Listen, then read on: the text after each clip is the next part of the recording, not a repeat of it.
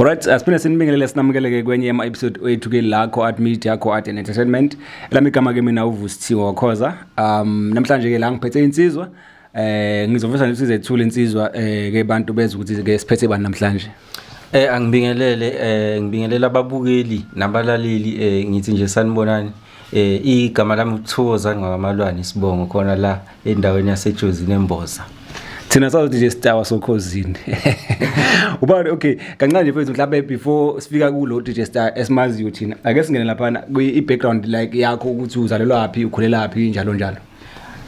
uThokoza nje wazalelwa khona la eMboza, wafunda eMboza, uyasebenza futhi khona la eMboza kanti ke nje yonke into ngiyenzela la eMboza nje. Okay, umsinsi okuzimilela ngamanye amakhaya. Umsinsi nje okuzimilela nje yonke into siyenza sila ungaboni sebesizwa na kwezinye indawo. So lokho kuyisibonelo sokuthi la ukhona khona yonke into iyenzeka noma usemakhaya kanjani. Okay.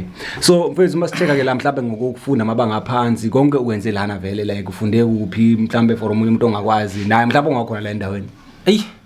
Mina kwi primary level ngifunde ezikoleni eziningi kakhulu. Okay. Ngifundile kuthiwa Mfingose High School, Mfingose Primary. Yeah.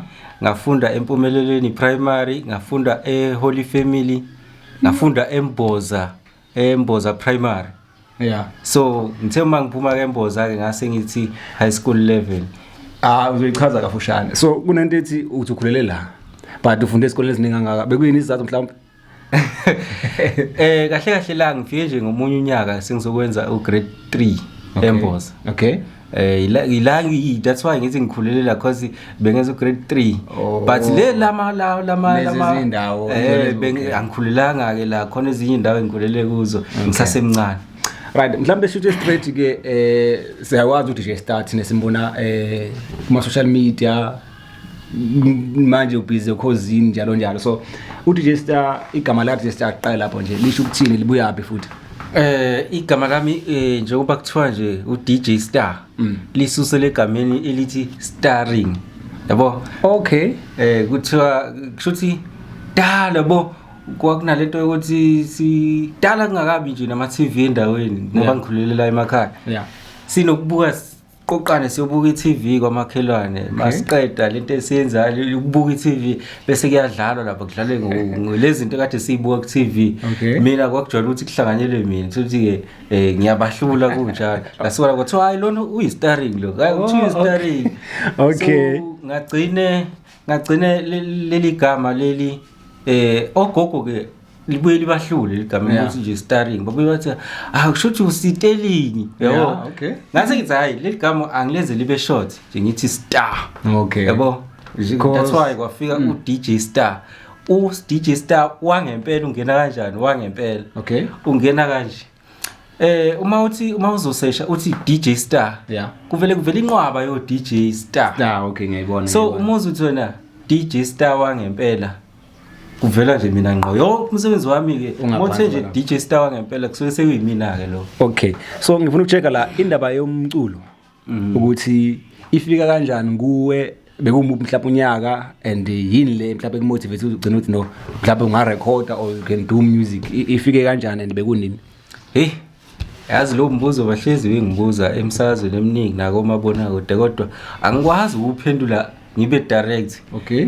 Mina nje ngithe mangiqala ukuhlakanipha qala nje ukuhlakanipha ngangibonela umuntu mayeshaya iginci ngiyithande lento le gcine sengizakhele sami ngamagogo kwamathini izinto lezi ngizakhele isiginci sishaya kula ngisasemncane kwaya ngokuya ngafika eMboza because ngiqale ngingahlala eMboza.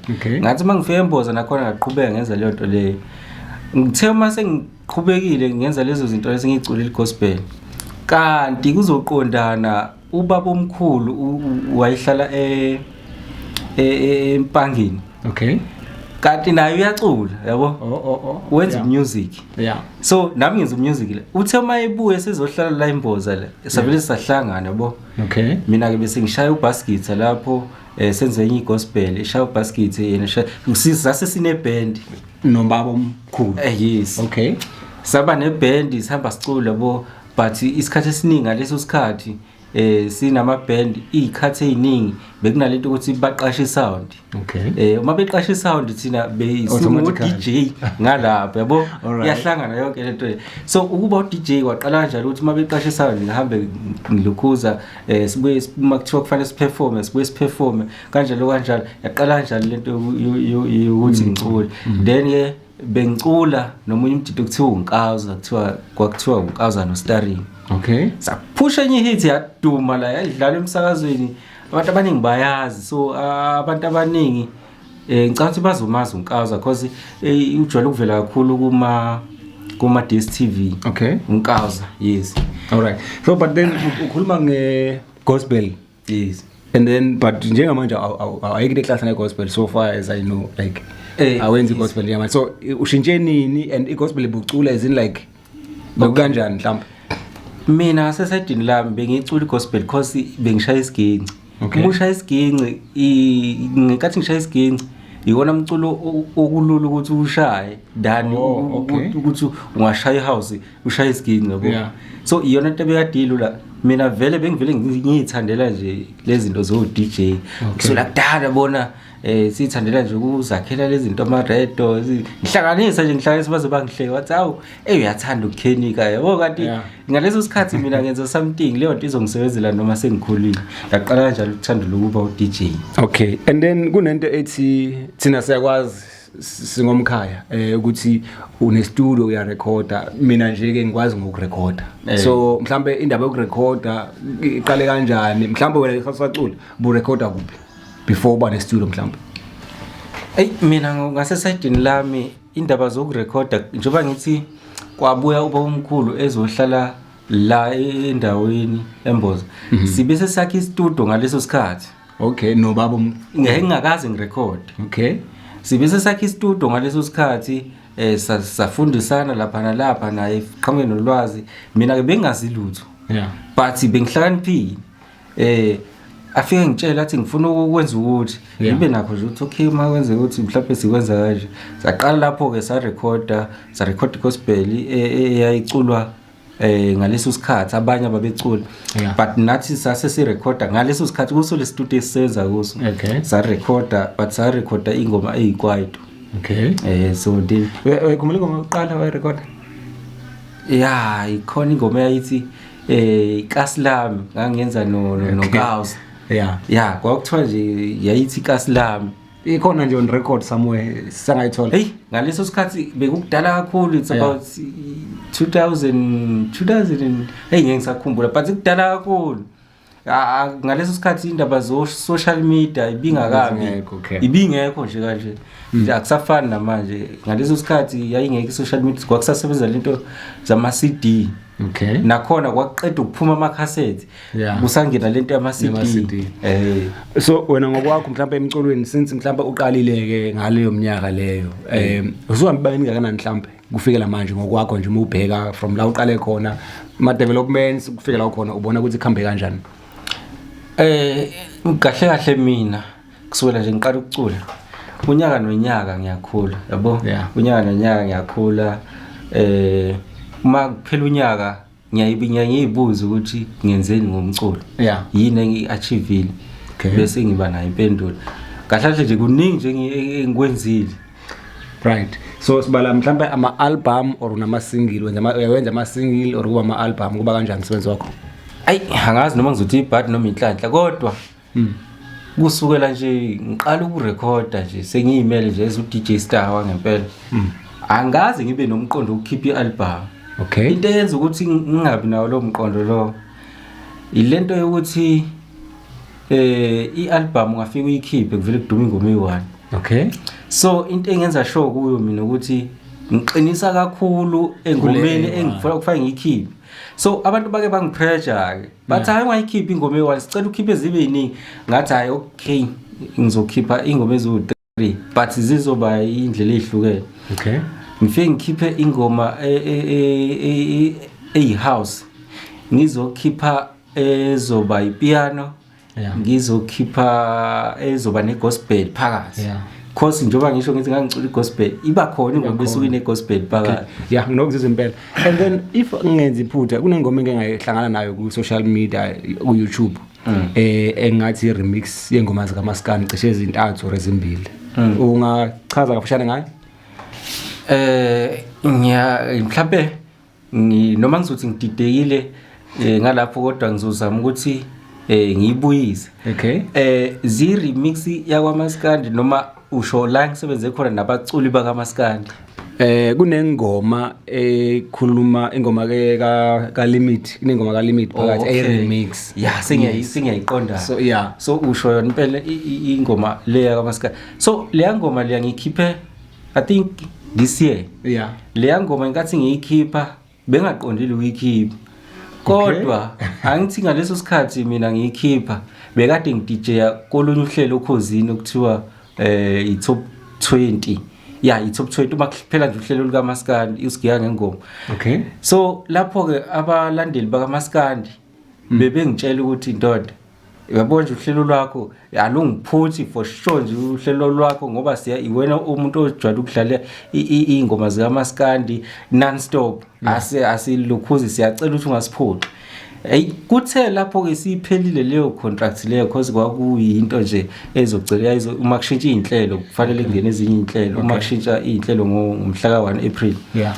So leyo nto leyo kuthe mase kuphela lolu hlelo lokuthi kungena i-mix ya Maskandi. Yeah. Ngase ngibona ukuthi hayi labalandeli laba ngenxa ukuthi bayangithanda laba baka Maskandi ake ngenze nje ilokhuza ingoma ezoba iqompat ngenze nje kube i-mix ka Maskandi yaphuma kanjalo ke leyo ngoma. Ngiyakuzwa mfethu. Ngicabanga ukuthi uthanda indaba yokhozi. Yes. Ngikholwa ukuthi mhlambe thina nje la emakhaya locally and what not and South Africa nje yonkana ukhozi bayalwazi abantu and ngikholwa ukuthi ama-artists amaningi anesifiso ngena okhosini. Cela usiphe just i-background wena okhosini ungene njani and bekulula kangakanani mhlawumbe because I know ukuthi baningi abantu abafisa ungena okhosini. So wenze kanjani kube lula kangakanani kuwena? Akubanga lula mina ukuqala kwami nje ukungena okhosini ngiqale ngokuba ne-interview. Okay. Sifika kanjani kwi-interview? Yeah. Bengine manager. Okay. I-manager iyona kade ingixhumela ukhozi ingenzi ingihlelela ama-interview. Okay. Nakweminye ke imisakazo ya SABC like uGwalagwala abantu emkhulu. Okay. Iyona bekade ingihlelela. Yeah. Kuthe ngokuhamba kwesikhathi i-manager yathi icela ukuthi iyeke lento yoku-manager ama-artist. Ya decide ukuthi kumele iqhubeke nalama business ayo because umuntu loyana ogxile kakhulu kulezi zinto zobuxhakaxhaka. Okay. Wathi sethi ucela ukuthi ngiyimele. All right. Wase nginika indlela ukuthi ngizohamba kanje. Okay. From lapho ke kwayimina ke ngikwazi ukuthi direct laphana mina uma uzoqaphela kahle ukhosini ngiqala ebusuku. Yeah, ngiyakhumbula. Bengidijja nje ebusuku then kwakhona umunye producer owayekhona ngaleso sikhathi. Yeah. Wayeza ukuthi hayi man lo DJ mina ukDJ kwami kuhlukile kunabanye DJ. Okay. Leyo nto bayisho nje ngifika nje khona kuthiwa ukDJ kwami kuhlukile nabalaleli balokhu bakhala bathi hawu lo DJ ngoba even namanje ukuze ngibuye ukhala abalaleli. Okay. Wathi lo producer angihambe ngiyongena emini ohlelweni kwaMaskandi bangibuza ukuthi ngingakwazi ukwenza uMaskandi ngathi yes. Ngase ngena kanjalo ke uhlelweni kwaMaskandi. Ungene ehlelweni kwaMaskandi lapho if ngacheka nje bekunini lapho unyaka angisakhumbuli but early this year kodwa ukugcina kwami ngigcine April. Okay. Right, ukhuluma ngabalandeli abathize njalo njalo. Ngicela ukucheck i-support la emakhaya khamba kanjani like how would you rate it like ubekapi indaba ye-support? Emakhaya ke baya support mina nje kakhulukazi baya ngisupport. Yeah. Kodwa manje abalandeli phela banakho ukuxaka ukuthi lo muntu wenza izinto ehlala la emakhaya bajabulela khona lokuthi ngenza izinto ngikhona la baya ngibona ngiphila nabo. So nje i-support inkulu yakho. Okay, ngifuna ukusho ukuthi ngala eqhaqhakeni bethu thina siphethe umsizi I'm sure bayamazi abanye ekulenzo kuxhumana. Ngathi unombuzo lapha ngibona phambi sesanda but wami so ngiyethemba ukuthi niyaphila lapha emakhaya mina ngifisa ukuyazi nangu Star sekhona emsakazweni Ukhozi FM ngifisa ukwazi ukuthi yayinjani feeling yakhe okokuqala nqa SABC esukhozi FM siyazi ukuthi Ukhozi isiteshi esikhulu kakhulu esikhulu so ifeeling yakhe yayinjani why believe ukuthi ngempela ngiphakathi studio SABC ngifisa ukuthola nje lapho ukuthi wayezizwe kanjani because Ukhozi akusiyo into elula even wonke umuntu uyafisa ukuthi ngathi ngingasondela Ukhozi and I believe even ama preparations asaya khona ukuthi yini wayilungiselela like bekuthini kuyena so yeah ayikholwa yini wayiphupha nje usuku lokuqala nje ezoba somsakazweni Ukhozi FM futhi wami uyabona ukuba sokhozini akuyona impela into encane into eyangijabulisa laphana ukuqala nje kuthiwa nje ngizokhuluma Ukhozini yazi leyo nto leyo angilalanga ngalelo langa ngilinde nje because ngangizovela ebusuku angilalanga ngilokhu ngilinde leyo nto leyo ngacupha into zami ngacupha ubuchaka abantu lapho ukuthi ngifuna ukuzizwa ukuthi ngikhulume kanjani hey angilalanga ngangijabule kakhulu ngilinde nje leyo lokho angiphathi ke ukufika khona nje straight endlini zokusakaza nayaso leso sikhathi ukuthi hey ngangijabule kakhulu okungangokuthi angazi ngaze ngichaze ngithini but ngangi happy kakhulu no it's a big thing so bathi nabantu yaphuma emsakazweni bakuzwile abantu bangakini umkhaya wakho bathini nje abantu bangabehlangana response uphuma lo emsakazweni yazi ukuthi banokungibuza ukuthi kodwa nguwe ngempela lo uyabona mangihamba nje uzwa abantu bexoxa kade bexoxa bathi lona ubesokhozini kodwa nguwe ngempela ngithi mina yimi ngempela sobana lokungakholwa nyana so akujwayelekile ukuthi umuntu uma nihlala naye endaweni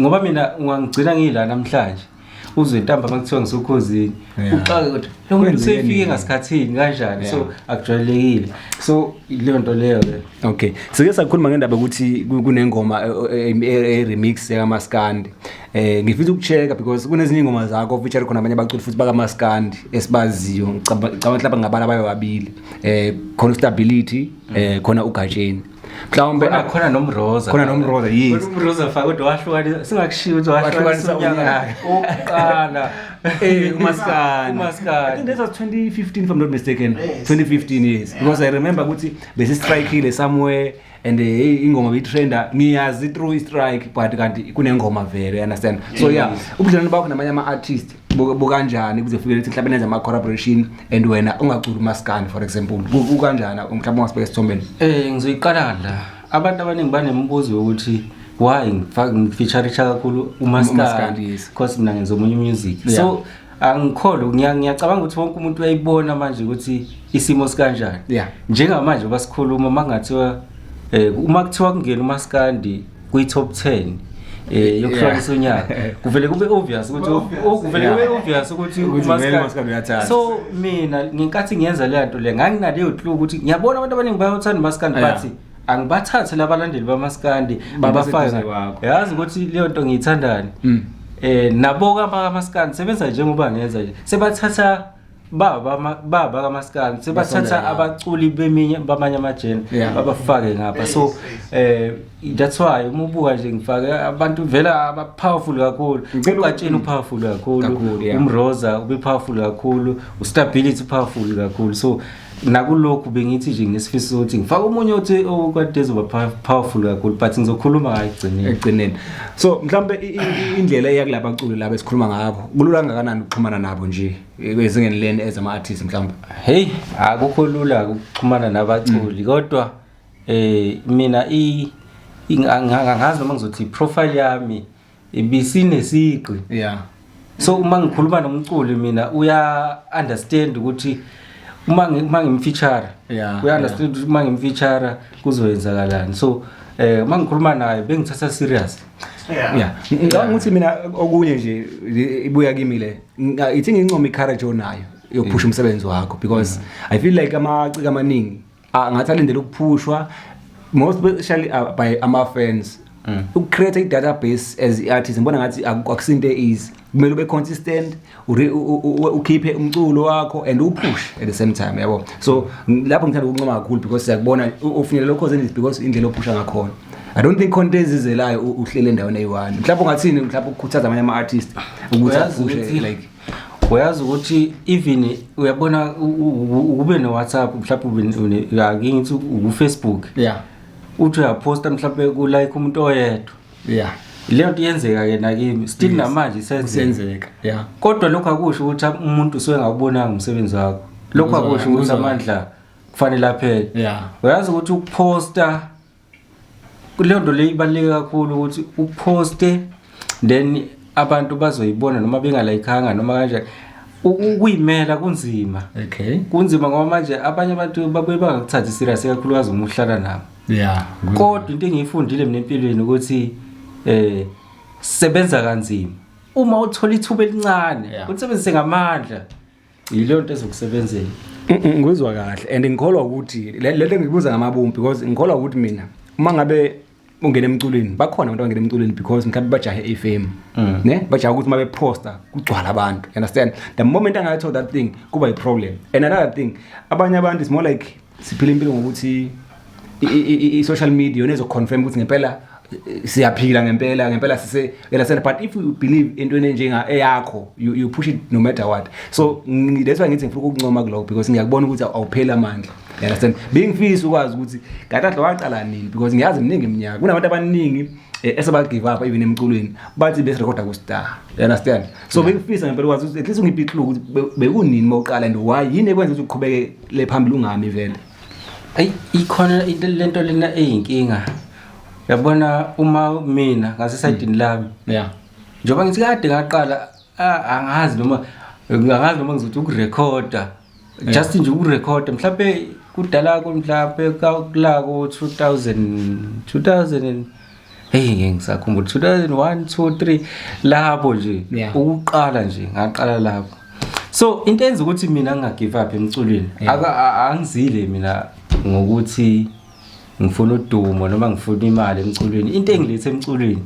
ukuthi nje ngiyawuthanda umculo ngisho noma bayangisupporta noma bangisupport kodwa nje umculo iyona into yami nje senhlizweni ungakhuluma ugcine la uthanda khona kodwa nje as long as ngazi ukuthi hayi mina ngishaya ingoma ngendlela yami because uma uzonaka umuntu uzothi lento ayishaya umbhedo uma uzolalela lento bese uvilwa yena kanti mina hayi lesikhathi ethi umbhedo ngifuna ukumprove ukuthi akusiyo umbhedo lo alright mhlawumbe ake sikhulume ngomsebenzi wakho ke wamanje uma umsebenzi wakho khona mhlawumbe eyitolo njengamanje and uphusha kanjani mhlawumbe khona le ngoma ethi halala i-celebration song yabona le ngoma leyani inamandla kakhulu abantu bayithanda ngalendlela isimanga because sibona la ku social media abantu bayabhala uyazi ukuthi isikhathi esiningi thina abaculi sisebancane yabona thina esiphansi ikakhulukazi kuyaye kuposte i-local yakho nje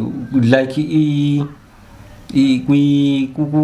khona lama challenge enzeka la ku TikTok uthola ukuthi uma upostile mhlawumbe ingoma kwenza mhlawumbe abantu abawu2 3 nakhona abangani bakho kodwa le ngivele nje ngathi mangiyiposta nje ivideo yakho ningakaphumi ingoma kwavele bonke abantu benza ama video baya celebrate ngapha nangapha bavele nje uma ungayibonela nje la ku social media lapha ku social media lapha ku TikTok usuzoyibona i-challenge so iyaphusha nje le ngoma imnandi futhi ngokufisa kwami impela hayi bengifisa ukuthi ingene lapha ku top 10 noma ukhona umaskandi kodwa khona ngifisa ukuthi ingene lapha njoba nje ade siyiphusha ngayo yonke indlela lapha emsakazweni njani yonke indawo baningi kanjani abantu abafisa ukuthi ngirekhode nabo baningi okungangokuthi kukhona ngisho baseZimbabwe khona khona ngisho ngeke ngibaqede khona ba ku Eastern Cape bayangincenga ngaso sonke isikhathi ukuthi mangikhipha bacela ukuthi ngibafake khona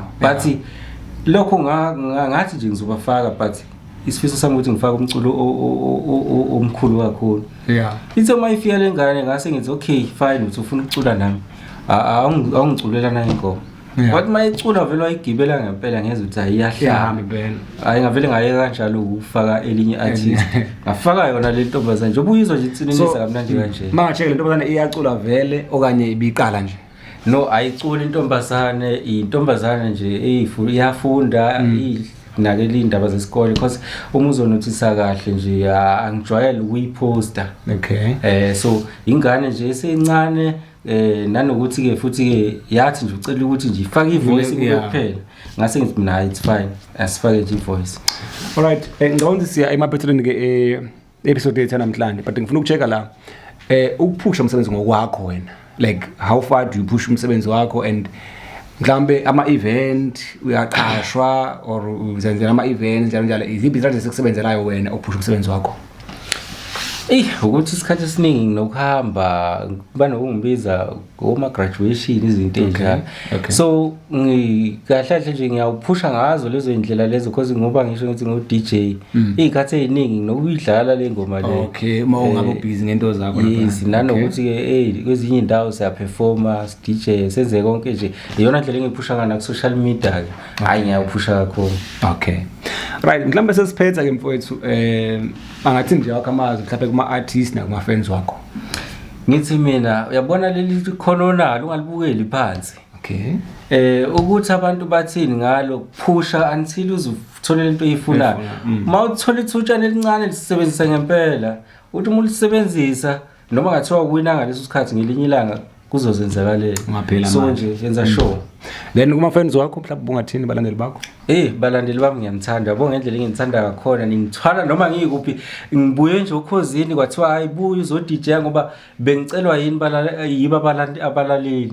Kuthiwa nje sicela sinibuyise u DJ Star wangempela. Ngicela sicela ukuthi uyabuma ngifika ngishiya umuqa namanje ngishiye nje kade bengifonela manje ukuthi hey abalaleli bayakhala bathi kumele ubuye angazi ke ukuthi bazodecide kanjani.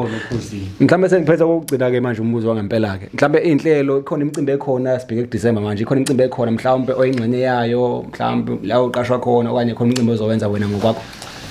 Ngase emcimbini engizowenza into nje engafika noma inini. Okay. Anginakho ukuthi ngizowenza nini kuphi kanjani but into engafika noma inini.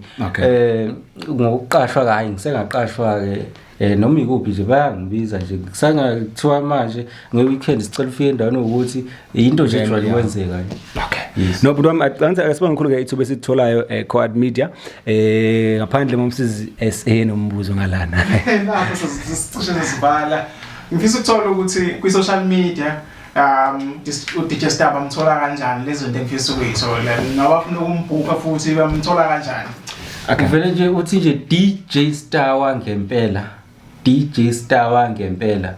Facebook, X, Instagram. Okay. Yonke leyo ndawo le. Ngithola Kameliwan enamba mhlawumbe? 07955660002 07955660002 email yami djstarwangempela@gmail.com djstarwangempela@gmail.com. Ngabe ngashayeli ke lapho ngosiza. Asibonge lapho. Yazi abantu abaningi nkathi ngenza interview kwi top 20 ngibiza inamba yami kwathiwa hey iyona into yabachaza abantu abaningi. Thiwa hey awuyifuni intombi zizokufonela zikushele ngithi mina hayi mina ngifuna umsebenzi ngifuna umsebenzi kuphela. No, but masibanga khulu ethuba sipha lona until next time Danko. Siyabonga.